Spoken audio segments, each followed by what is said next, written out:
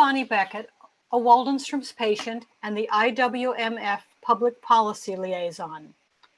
For most of us, the initial shock of a Waldenstrom's diagnosis is compounded by an array of tests whose results and significance we don't understand. For me, I was diagnosed with Waldenstrom's and subsequently bravely volunteered for an NIH clinical study of Waldenstrom's.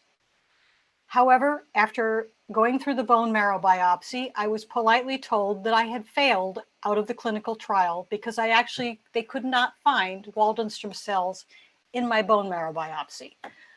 And I am technically an MGUS patient, not a Waldenstrom's patient. But our session today will focus on helping us understand the results of our blood and bone marrow tests.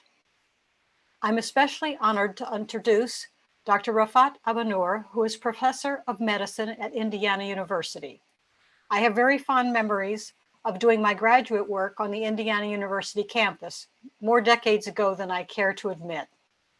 Dr. Abonour is a longtime friend of the IWMF who has been involved in Waldenstrom's research and in treating patients for many years. You can learn more about Dr. Abonour by visiting his bio at our resource center.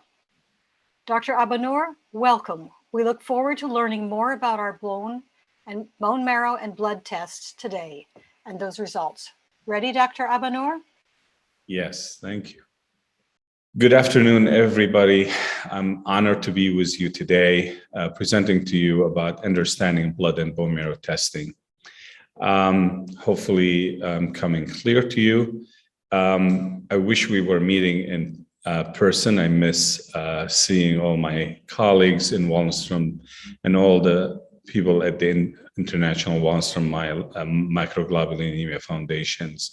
This organization has done great things for Waldenstrom disease, and we'll hopefully next year we will meet in person. So I'm going to go through all the tests that you guys will have at some point, and we'll talk about the frequency as we go. So the first thing is the CBC. So what's the CBC stand for? Complete blood counts. That's the simple blood test we do probably all the time because we care about your WBC, hemoglobin, MCV, and platelets. So what is each one of them? So first of all, the WBC, or the white blood count.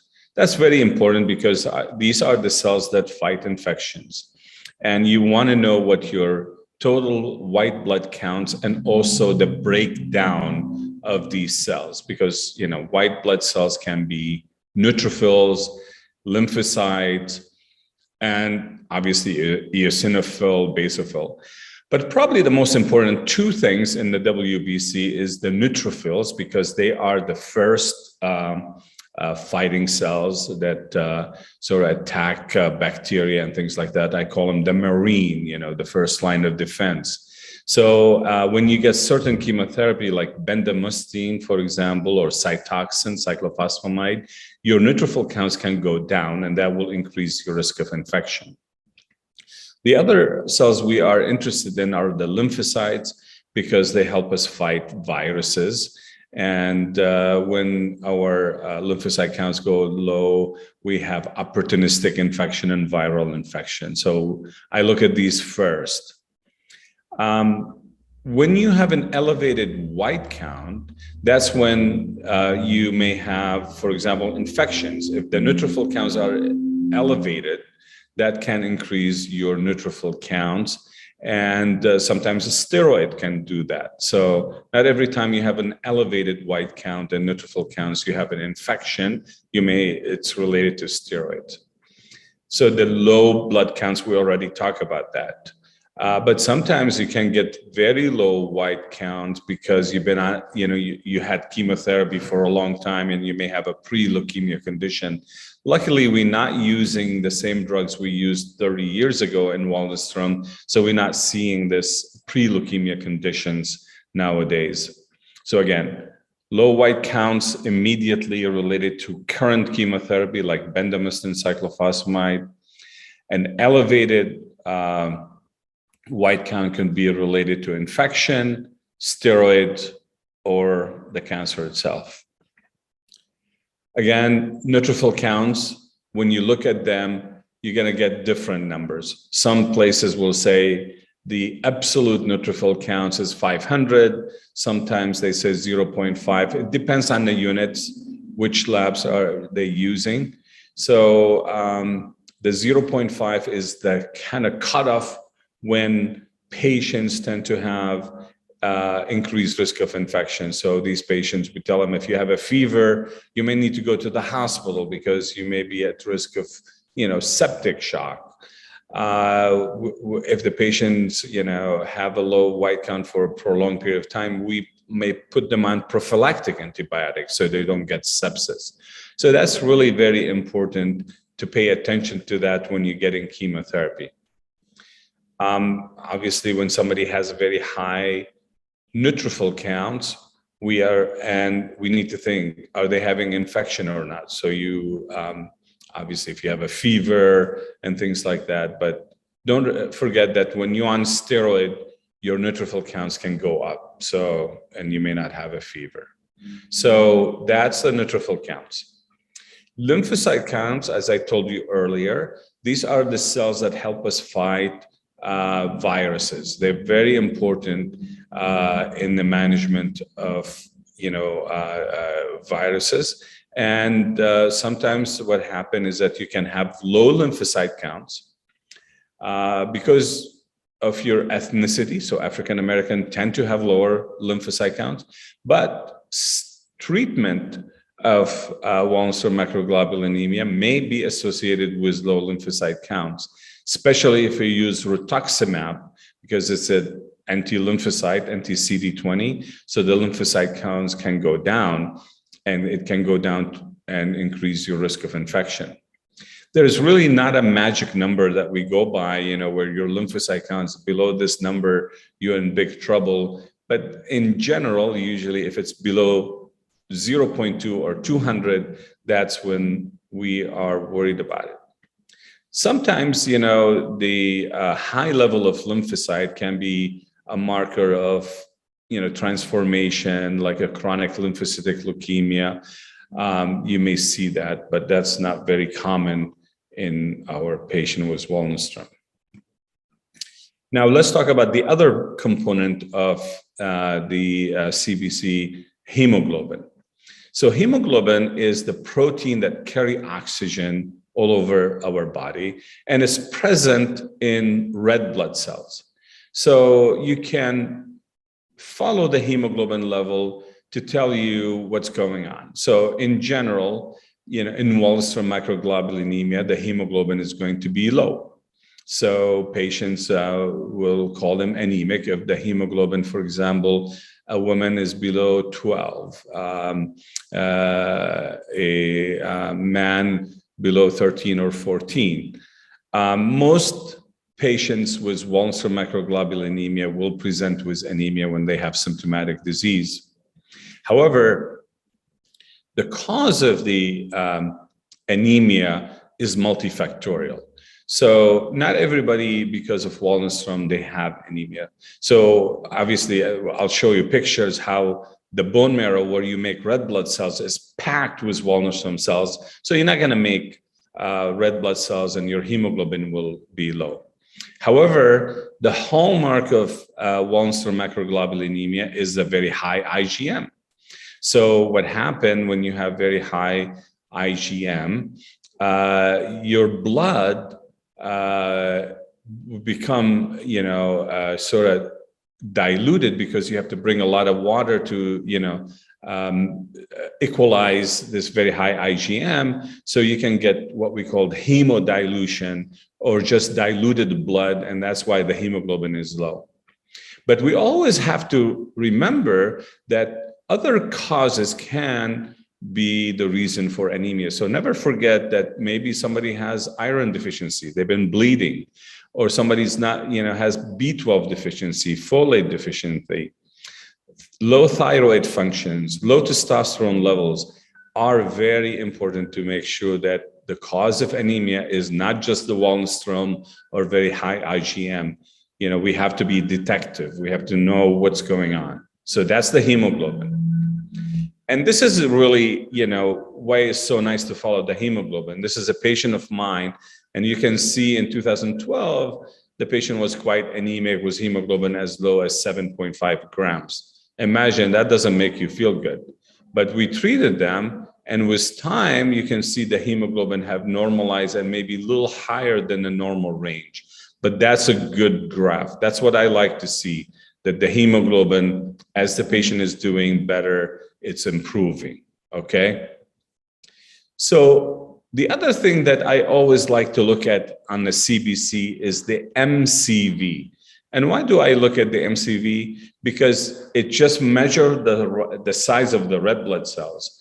And it really can tell me if there's other causes for the anemia. So obviously somebody who has very low MCV, the normal is about 80, 84. And if somebody has an MCV of 70, that means they have iron deficiency until proven otherwise.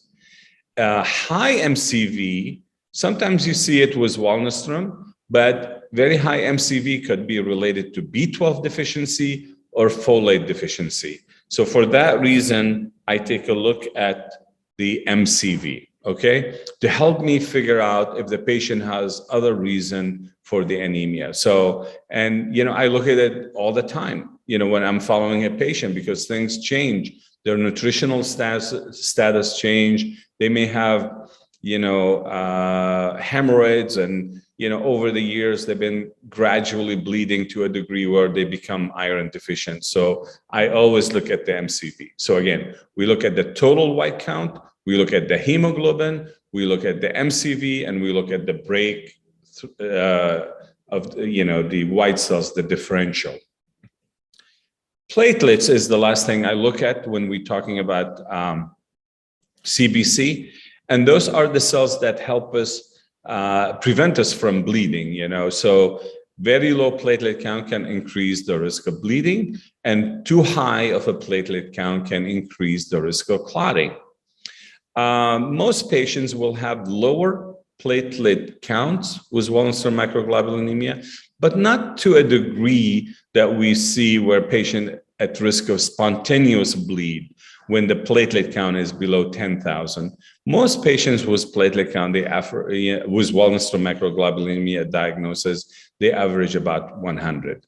Patient with Waldenstrom macroglobulinemia, when they bleed, they're not bleeding because they have low platelet count.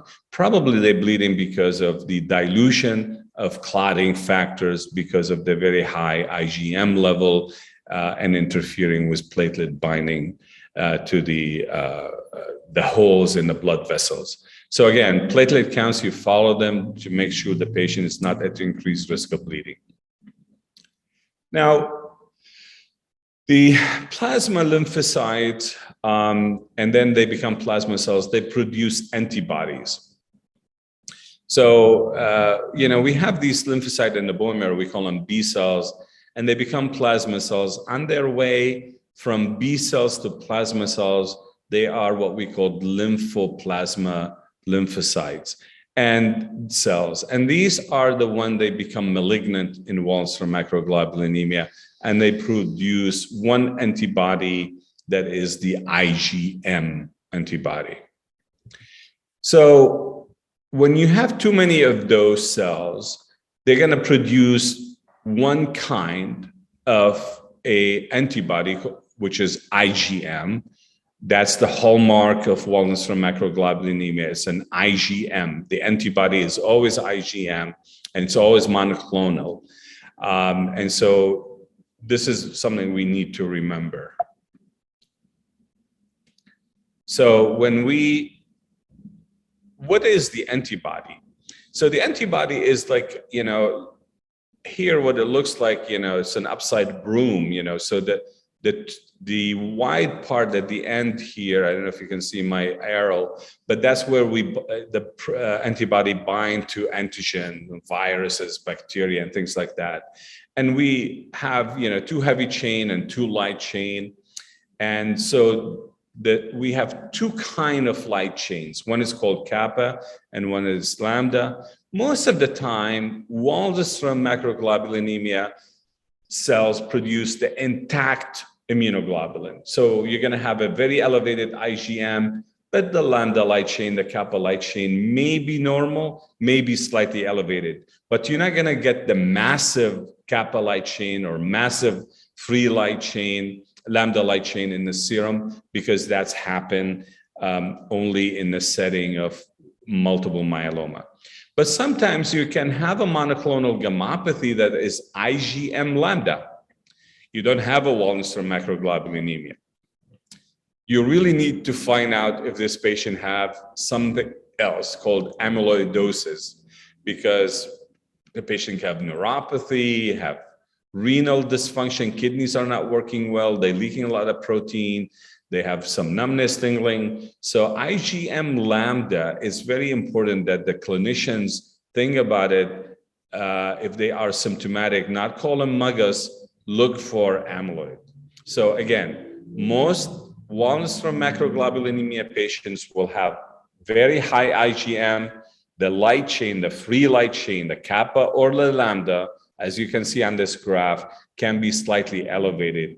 And usually one of them will be elevated corresponding to the type of the plasma cells or the plasma lymphocyte that's involved. So this is basically what you see here is the IgM kappa and the IgM lambda. So this is the antibody produced, and it can be either kappa or lambda. So we do one test, and I usually, do it maybe once, is serum protein electrophoresis, because not everybody who has an elevated IgM, like let's say 1,000, have Waldenstrom macroglobulinemia. You have to find what we call this band here, the spike, So when you get a serum protein electrophoresis, the report will say there is a monoclonal protein, there is an M spike. They all mean the same thing. Is this little band on the right here corresponding to this spike? And when you do the immunofixation with an antibody to IgM will be positive, and the kappa or lambda. So serum protein electrophoresis and immunofixation will prove that this IgM is clonal and will give you the type of the IgM. So it's very important at diagnosis to confirm that you have a monoclonal protein, you have a malignancy, that we do the serum protein electrophoresis. So the other thing is that we always check the immunoglobulin levels, so we check the IgG, the IgA, and the IgM. Truthfully, I pay attention mostly to the IgG and the IgA. Why do I do that? Because I think that, the IgG and the IgM. Obviously, it's an IgM disease. So the more IgM you have, the more disease you have, the less disease you have. So I think it's very important that we follow the IgM. Once you establish that this is a monoclonal protein, it's really hard to say that this is something else. So if I have somebody with an IgM of 10,000 milligram per deciliter, and it came down to 7,000 milligram per deciliter, I don't need to know the serum protein electrophoresis. I think it's still a lot of disease, so I just follow the IgM level. The less you have, the less disease you have. The higher the IgM, the more disease you're going to have. And why do I pay attention to the IgG? Because that's the antibody that helps us fight infection. We'll talk about that in a second. The IgA is a good antibody. I'm not ignoring it, but I don't know if you really need a very high level to protect your airway, your nose, your throat, your lungs. That's what IgA helps us protect, our respiratory tract, And we don't know how much IgA we need. So, I don't see recurrent pneumonia or, bronchitis and things like that with very low level. So that's why I don't pay a lot of attention to it. The IgG, however, is very important, and what happened is that we do things to make the IgG go down. For example, when we treat with Rituxan and you use it for a long time, rituximab, you're going to drop your IgG level. and it can go very low. And if it goes below 200, that may increase the risk of bacterial infections. So that's when sometimes we consider supplementation with intravenous immunoglobulin. So that's why I pay attention to the IgG, to make sure it's not too low and to explain why my patient is having recurrent infection or having significant infection, like a pneumonia. So the IgM is your first line of defense. That's when we get vaccinated, we make IgM first, and then we make IgG for long term. So, and we don't have a lot of it. It's usually about 300, 400 milligram per deciliter. And when you start having too much of it, and it's a big molecule, it can make the blood thick and you can get hyperviscosity. We'll talk about that in a minute.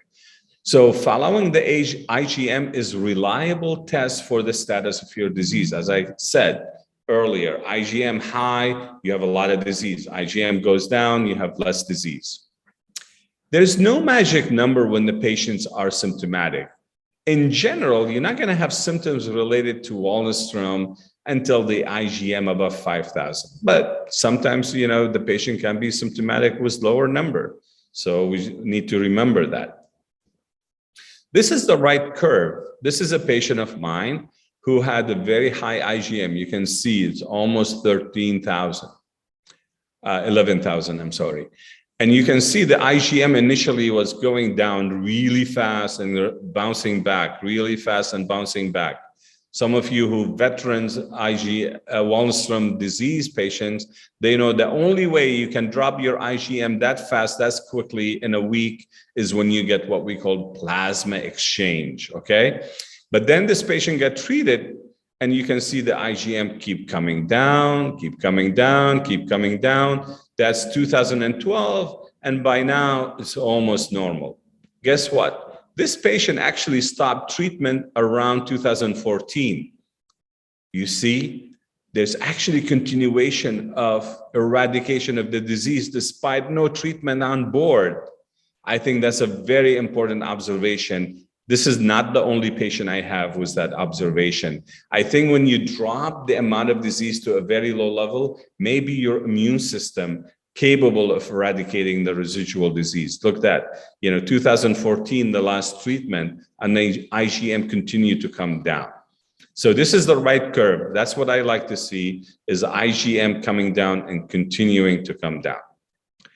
But I think patient will start feeling better even before the IgM normalize. That's not the most important thing, is to make the patients feel better. It's not normal IgM, is getting it down to allow the body to start making enough red blood cells and feeling good. Viscosity, I think we do it a lot and we may overdo it. It's a good test to tell us if the patient, when patient has headache, visual changes, retinal hemorrhage, things like that. It is a good test, but I think I go by symptoms more than really the level. There's no, usually you're not going to have symptoms until the IgM above 4 grams and the viscosity above 4. And it's not linear. So what does that mean? Somebody has an IgM of 2 to 3 grams range, an increase of 1.5 is not that important. But if somebody has very high IgM and the viscosity goes above 1.5, it's going to mean a whole lot more to that patient. So viscosity is a tricky test. Some people don't know how to do it. And I think it's really more important that we pay attention to the patient's symptoms and the IgM level and address the need for urgent plasma exchange or not based on that. Let's move on to the chemistry. So the chemistry is very important because we look at the sodium, potassium, magnesium, chloride. Those are electrolytes that we need to make sure they are balanced. You don't want to be hyponatremic. You're not going to feel good. You may get headaches. You may, not feel good. The potassium is very important because your heart needs normal level of potassium. Same thing with phosphorus and magnesium. So that's what we look at. We look at the kidney function with complete metabolic panels, basically creatinine and BUN. You want those to be normal. If they are abnormal, the question is why. So what else on the chemistry? The liver function test, we call them the transaminase, AST and ALT. If they are elevated, there's inflamed liver. The question is why. Alk-Phos and bilirubin, if there's some obstructions in the liver, then these things can go up. The other blood on the chemistry that we always have to pay attention to is LDH, or lactate dehydrogenase. So why is that important? Because rarely, and luckily we're not seeing a lot of that, but some Waldenstrom macroglobulinemia patient can transform to large cell lymphoma. When you have that, the LDH will start going up. So it's very important that we pay attention to that. Your hopefully hematologists, oncologists are looking at the smear. That's, your blood is put on a slide. So when you put the blood on the slide, you're going to see what we call rouleau formation. These are red blood cells stacked on top of each other. It's nice to see. I don't think it's going to change management. If you do a bone marrow biopsy, what you're going to see a lot of different cells, mostly small lymphocytes, and what we call them plasma lymphocytes. And these are the ones that producing IgM. The other thing on bone marrow biopsy, you can see widespread. So for example, this is a full of Waldenstrom cells. This is diffuse pattern. This patient definitely will have a very low hemoglobin because I don't see any islands of red blood cell productions. And then sometimes we do a lymph node to help us make the diagnosis, because not everybody who has an elevated IgM has Waldenstrom. You can have a marginal zone lymphoma, and you have, malt cell lymphoma. So these are usually, so very important sometimes to do a lymph node to show that. Now, a couple of things that we do for patients with when we do a bone marrow biopsy is to look for what we call mutation, and there are two important genes. MyD88 or myeloid differentiation 88. So we all have genes in our body, in our lymphocytes, that control sort of the function of lymphocytes. And sometimes when one of these genes become mutated, change can affect the survival of these cells. And in your case, in Waldenstrom macroglobulinemia, MyD88, which control the lymphocyte survival, can be mutated, and it's very common. And together with protein tyrosine kinase can promote the survival of tumor cells. So if you inhibit BTK, which you're going to hear more about it, is the drug of choice to try to control the disease. The other gene that can be mutated is what we call CXCR4. And this is a very, kind of aggressive form. If it's mutated, you're going to have very high IgM, you're going to have symptomatic hyperviscosity, kind of more aggressive disease, and may not be as sensitive to BTK. So we look for these mutations. And so let's summarize it. So you can have mutated MyD88 and wild type CXCR4. This is the most common presentation we have. And this is a disease that will respond well to BTK inhibitor. If you have a mutated 88 and a mutated CXCR4, maybe you're going to have an aggressive disease. And remember, these are observations that done on a small number of patients, 60, 70 patients, not 100 and 1,000 patients. So, when we describe this and we say, if you have the both mutated, you're going to have a very aggressive disease. I think the best test is going to be how you behave. So don't panic if you have these two mutated, because I think it tends to be an aggressive disease, but some patients actually surprising us and they do well. And if you have a MyD88 that is wild type, it tends to be an aggressive disease, and may not respond well to BTK inhibitors. So these are the data on mutated genes. So I'm finishing here with a slide and trying to put it together. Laboratory data are very useful, and we need to pay attention to them. And, obviously the success, for example, is this patient. Again, I'm showing you, putting it together, the hemoglobin and the IgM. The patient presented with anemia, very high IgM, and you can see the IgM start going down and the hemoglobin start going up. And you can see that the IgM has been very low for a long period of time, and the hemoglobin has been in the normal range early in the course of the treatment and the disease, and so the patient is enjoying a normal life. So laboratory tests are very important. How often to do them is based on what treatment you are getting, what condition you are. For example, this patient, I was doing it every 3 months initially, but now the patient is doing well and very stable. I stretch it to every 6 months. So I think with that, I'll be happy to go over questions. Bonnie, I'll put you back on and I'll stop sharing.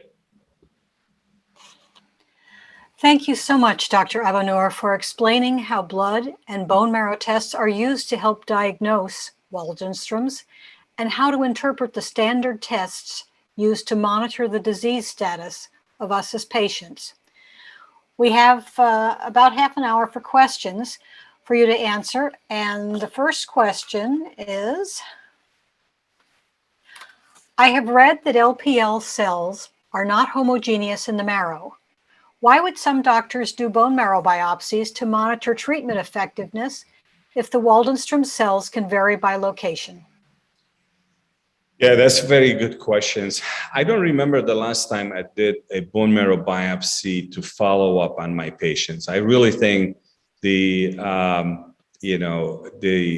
IgM level, the hemoglobin, the clinical conditions are more important than repeating frequent bone marrow biopsy. I think, doing a bone marrow biopsy frequently just to see if the patient is responding, I don't think that's a really appropriate and maybe overdone. I think it's important that we do initially look at the bone marrow to make sure the patient have Waldenstrom macroglobulinemia and not another condition. Like you heard, marginal zone lymphoma can have an elevated IgM. So we do that initially. Obviously, sometimes you do repeat the bone marrow because you worry about transformation. The disease now, it's large cell lymphoma. So we do the bone marrow biopsy to see if we can find that. If we are concerned about, pre-leukemia conditions, we do the bone marrow. But in my practice, I don't repeat the bone marrow to follow the disease. I follow the IgM, I follow the hemoglobin, I follow the LDH. And they are more than enough. Because as I showed you, my patient didn't normalize the IgM. So if I do a bone marrow, I might find few LPL cells. Now, the question is, I think what the person who asked this question also is that bone marrow can be patchy. You may not get, the same results. You may get 10%, LPL in one side, and you go an inch to the right, to the left, and you get 20, 30, 40%. Yeah, so that can be difficult. I don't know what to do with the number in follow-up. The IgM is very good. It can tell me. You have 5,000, you have a lot of disease. Your IgM is 1,000, you have less disease. Thank you very much, Dr. Abonour. I'm sure that most of us will be absolutely thrilled to not have bone marrow biopsy be so frequent. Hopefully I'm not the only one, but I would think most Waldenstrom experts will agree. Okay, can a Waldenstrom's diagnosis actually be marginal zone lymphoma, or IgM myeloma instead? Sure. So again, not everybody who has an elevated IgM has Waldenstrom macroglobulinemia. Very important. Remember that. So when I see a patient with an IgM elevations, I need to do my homework. I need to make sure that they fit the criteria for Waldenstrom macroglobulinemia. and rule out other cases. Obviously, there is IgM myeloma, which is rare among myeloma, but I have several of these patients, and all these low-grade lymphoma, including marginal zone lymphoma, may have an elevated either IgM or IgG that is clonal. So not every elevated IgM is Waldenstrom macroglobulinemia, and that's what we need to remember. Okay, thank you. How do elevations in light chains play a part in the diagnosis, prognosis, and treatment of Waldenstrom's? Yeah, so the simple answer is that most Waldenstrom macroglobulinemia patients do not have very high level of light chains, and if they do, they, marginals.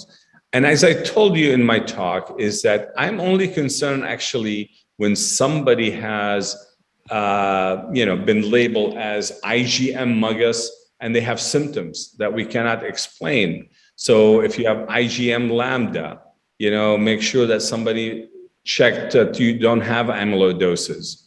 So I think is part of the workup of patients. I'm worried about the lambda light chain.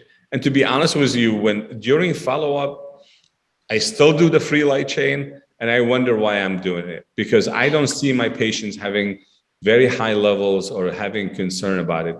Obviously, if this light chain at some point become abnormal and polarize and cause amyloid deposition, that's a different story, but that's really not that common. So I think, we should pay attention to it, but it's not as important as paying attention to the IgM. Okay, thank you. Should all Waldenstrom patients have a test to detect the CXCR4 mutation? Well, I think for sake of completions, those are the two, CXCR4 and MIDI88 are the two genes that are known to be mutated in Waldenstrom macroglobulinemia. At this point, we don't have a treatment specific for this mutation, but it's nice to know. It will probably explain the aggressiveness of the disease and things like that. So I think the answer may be yes. Yeah. Okay, thank you. When are CT, MRI, and PET scans appropriate in the diagnosis and treatment planning for WM-LPL patients? Yeah. Well, I think, we need to go by symptoms. Does the patient have any symptoms of enlarged lymph node, big spleen, abdominal discomfort, to suggest that maybe there are big lymph node in the abdomen? Then I may do a PET scan or a CT scan. Not sure about the MRI need unless the patient has neurologic symptoms. So I'm going to look at the spine or look at the brain. Then I will do an MRI. But I think it should be guided by clinical presentation, because you could probably over-order, And I'm not sure it's going to change the way we treat, to know that you have few lymph node in the abdomen or in the, groin or in the axilla. So I think it's part of clinical management. If the patient is symptomatic, I may order them. But if it's, straightforward Waldenstrom macroglobulinemia, I may not order them. But I think based on clinical presentation, I will order those. Usually, obviously a PET scan may be positive, but, because it's a low-grade lymphoid malignancy, you may see some enlarged lymph node and slight increase, uptake of the radioactive sugar by these lymph nodes. But it's just not, very diagnostic. If you're thinking about other diseases, then you order it. Again, clinical presentation. So you need an astute clinician that, not just ordering tests because we can, because we need to. It's going to change management. Then I will order it. That makes sense. Thank you. Why does IgM sometimes go up or down and then up again by several hundred milligrams? Yeah. Well, obviously this is not a very exact science, and the body is, not always in a steady state, A lot of things can happen, the way you draw the blood, the machine that day. But also importantly is that, your status. I mean, have you gotten a recent vaccine? Have you had a recent infection? Those are not just stimulating the immune response, they're stimulating all immune cells in the body, including the lymphoplasmacytes.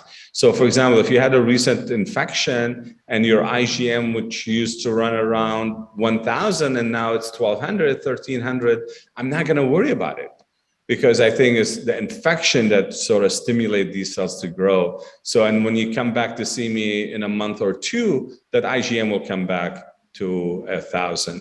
So again, that's why we never make a decision based on one reading. If the IgM was 1,000 and then this next reading is 1,500, and the patient feels fine, I'm not gonna, jump the gun. I'm gonna wait and repeat that test. I know that's very reassuring, Dr. Abonour. When I had mine jump by 200 points between my first test and my second, I was terrified. I had no sense of proportion, and my oncologist was able to reassure me that that was not important. Yeah. How is it possible that my bone marrow biopsy shows very little involvement with Waldenstrom's, yet my IgM has been climbing? Yeah. So again, that's very good questions. I sort of touched on that when I was earlier talking about bone marrow biopsy. And the first question was about the homogeneity. Again, I mean, you're basically sticking a needle in one space in the bone marrow, and you're going to say this is going to be representative of the whole body burden of the disease. I mean, it doesn't take a scientist to know that's just not true. You're going to hit a spot that has few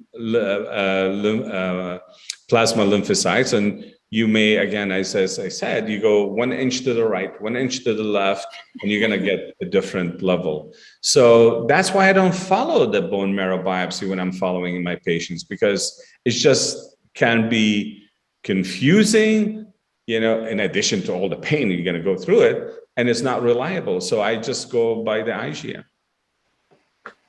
That makes sense. Again, not one reading on the IgM, 2 at least. Okay. My WM has manifested itself in 2 paraproteins. First only IgM kappa for many years, and now lately both IgM and IgG kappa. What does this mean? And this is from someone who's been on ibrutinib for 3 years. Yeah, that's a very good question. I'm sure the IgG kappa is not that high. I mean, probably very small. And I don't know if really causing any harm. So remember, plasma lymphocytes will become plasma cells. And plasma lymphocytes produce IgM, and plasma cells will produce IgG. So the question is that, are these cells differentiating and becoming a plasma cells that producing the IgG kappa? That's one possibility. The other possibility is that sometimes with this therapy, you get what we call sort of immune dysregulation. Your immune system is really sort of a little wacky, I guess, for a better term.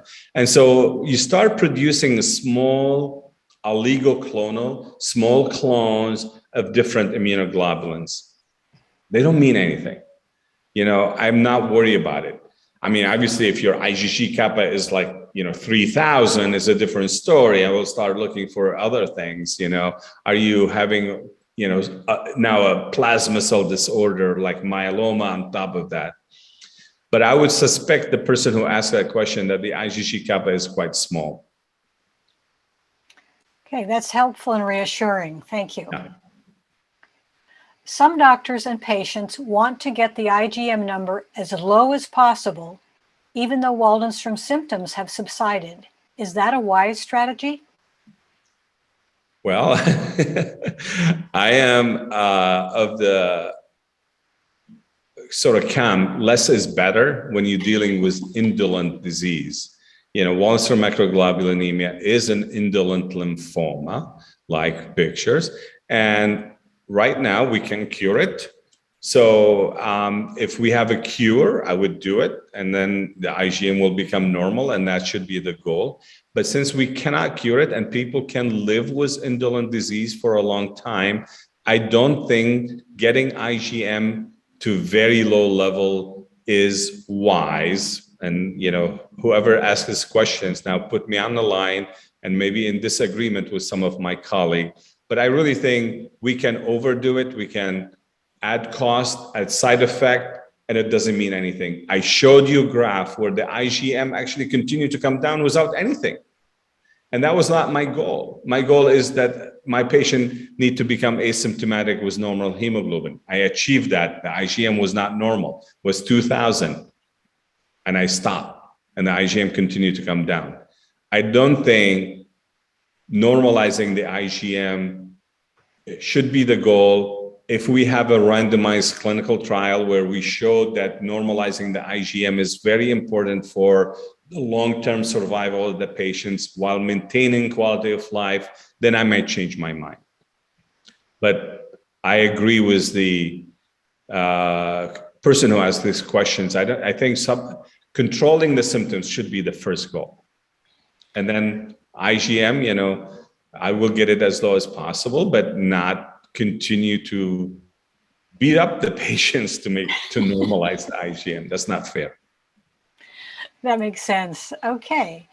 Can MyD88 and CXCR4 mutations be tested with a peripheral blood sample? This would be, I think, a blessing for many of us to avoid a bone marrow biopsy. Yeah. I mean, I think the technology is improving where we can probably sequence, the peripheral blood. And if we have a circulating plasma lymphocytes, we may be able to do that because you don't need a lot of cells to do the technology. But to my knowledge, I don't think the tests are available yet, commercially, and they're not reliable, validated. So, I mean, we're always looking for, better marker from peripheral blood, compared to the bone marrow. But again, I mean, I think we have to do bone marrow at diagnosis to look for, to prove that the patient has Waldenstrom, so we do it then.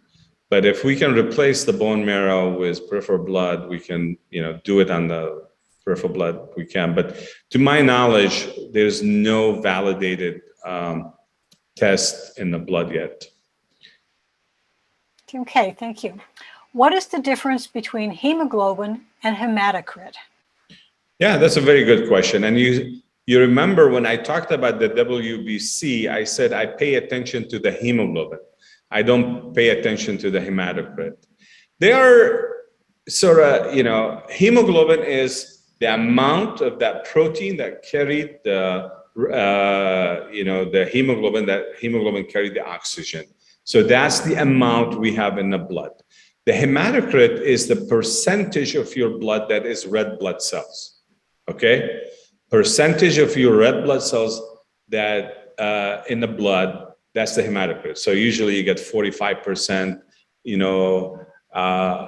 number. Hemoglobin is the amount of the protein that carries the hemoglobin. Guess what? You can tell what the hematocrit by knowing the hemoglobin. So if your hemoglobin is 15, your hematocrit will be 45. So hemoglobin times 3 equal your hematocrit. If your hemoglobin is 10, your hematocrit is 30%.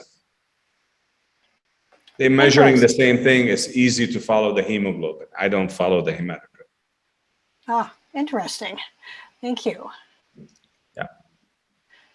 Can a person's hydration level affect their blood test results?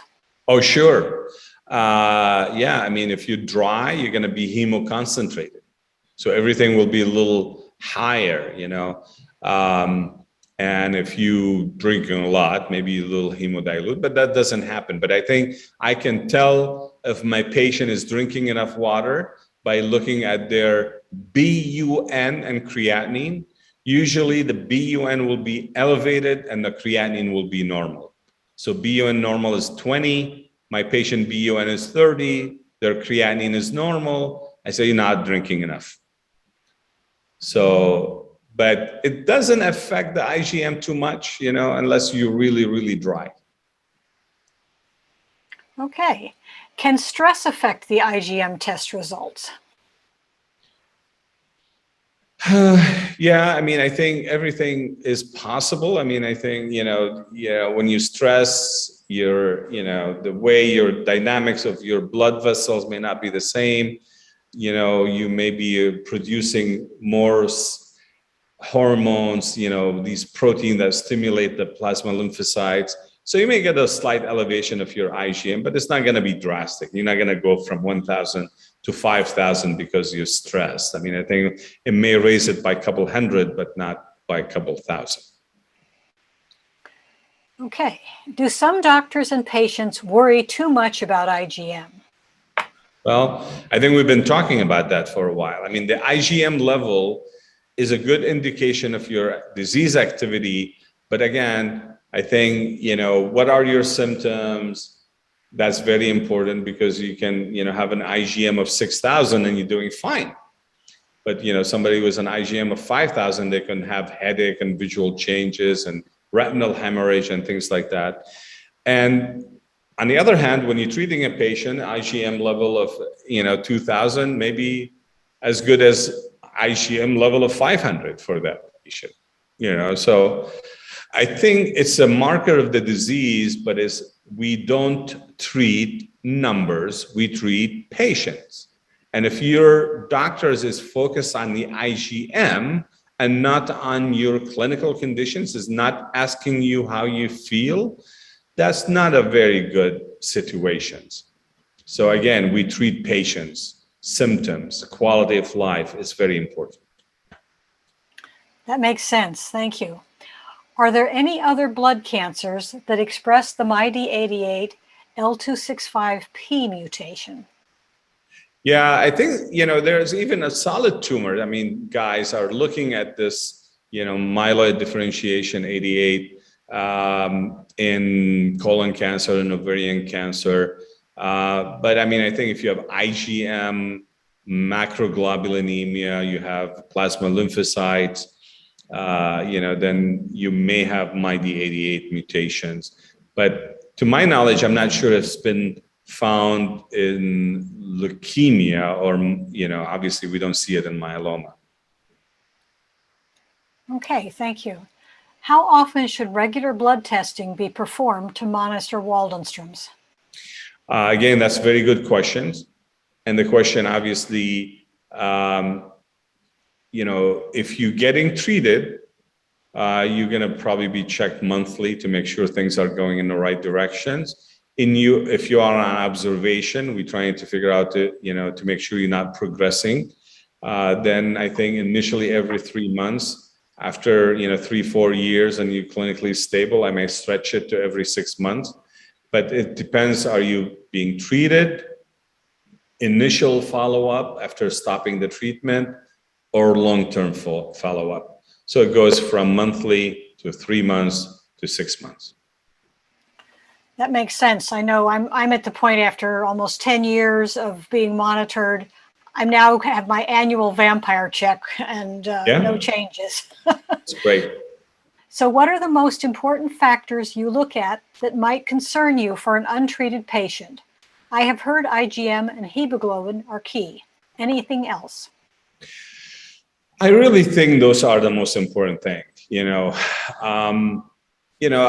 Obviously the first thing is the clinical, so when I see a patient, I want to make sure they are asymptomatic, they don't have fatigue, they don't have night sweat, they don't have headaches, they don't have visual changes and things like that. But then I look at the hemoglobin. The hemoglobin was running around 13 and now 10. I'm worried. The IgM was running around, 3,000 and now 6,000. I'm starting to get worried. You can look at everything else, obviously the LDH, as I told you, because I worry about transformation, I look at it. But that's a very, good indication. That's where you start. You start with the hemoglobin and the IgM. Okay, that makes sense. I have seen bone marrow biopsy reports that say LPL with a differential diagnosis of marginal zone lymphoma. What does that mean?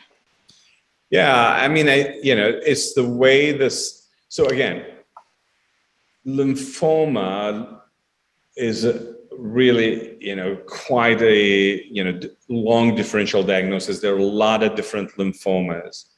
And so when somebody has some, LPL cells, are they really LPL cells associated with Waldenstrom macroglobulinemia, or they have the characteristic of the marginal zone lymphoma?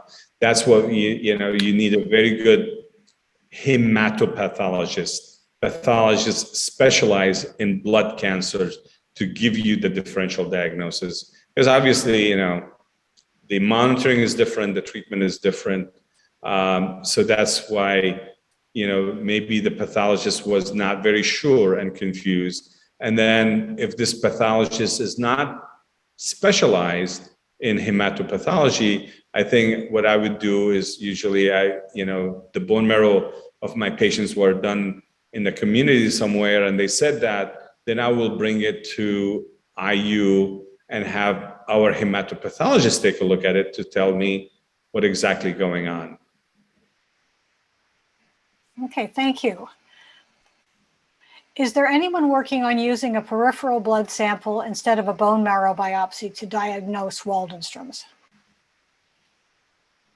Well, I am not sure if there's really very active research on that. You may see, plasma lymphocytes circulating in the blood, but they're not going to be at a very high level and, may not give you the confidence of a bone marrow biopsy. Again, we're all really shooting for that day when we don't have to do a bone marrow biopsy, but to my knowledge, I don't think we are there yet. Okay, thank you. Would you recommend sedation other than a local for bone marrow biopsy? Well, I think that's the right thing to offer the patients, and it's an operator dependent. Somebody who doesn't really do enough bone marrow biopsy may take him a long time to finish it. I think it makes sense to do sedation. So we offer it to our patients. I know that a lot of places like Mayo Clinic, they always do it under sedation. Okay. Can COVID-19 vaccines elevate IgM levels? Yeah, I think all vaccine at some point may lead to a slight increase in the level of IgM, but again, in couple hundreds, not much more than that. Okay. And I think it's temporary from what I read. Temporary, yes, of course. This will be our last question. We're running light on time. All right. Why do different labs have different reference ranges for blood tests? If my IgG is 610, is it within the normal range according to LabCorp, but low according to Dana-Farber? Yeah, that's a very good question. So, the normal range is established based on your the population you're serving in that area. And, so it really can vary, a lot. And so that's why I'm not going to worry about somebody with an IgG of 600, because it's probably normal for that person. And I'm going to worry more about somebody with an IgG of 200. Same thing with Ig, elevated level. If it's 1500 IgG, I'm not going to worry about it. It's very close to the kind of established upper limit of normal. But each lab will establish their normal range based on the population they serve. They got a lot of volunteers, and they run a lot, assay on a lot of them, and then come up with a range. Again, not exact science. Okay, thank you very much, Dr. Abonour, for volunteering your time today. On behalf of IWMF, I'd like to extend appreciation to the Ed Forum title sponsors, Vigene and Pharmacyclics Janssen, as well as our other Ed Forum sponsors, Selectar Biosciences, the Treadway Foundation, and X4 Pharmaceuticals. We also thank the audience for joining today's program and for submitting such great questions. I'd also like to draw your attention to the Waldenstrom's booklet on medical tests. This exists in 10 different languages and can be either downloaded from the IWMF website or it can be ordered to be sent. Please take a minute to complete your post-event survey, which will be displaying on screen momentarily. To join the next EdForum session, which begins today at 2 p.m. Eastern Time, return to the program page and click the Join button. Again, thank you, Dr. Abonour, and thank you to our audience participants. Sure, it's a Bye. pleasure. Thank you. Stay healthy. Thank you. Get the vaccine.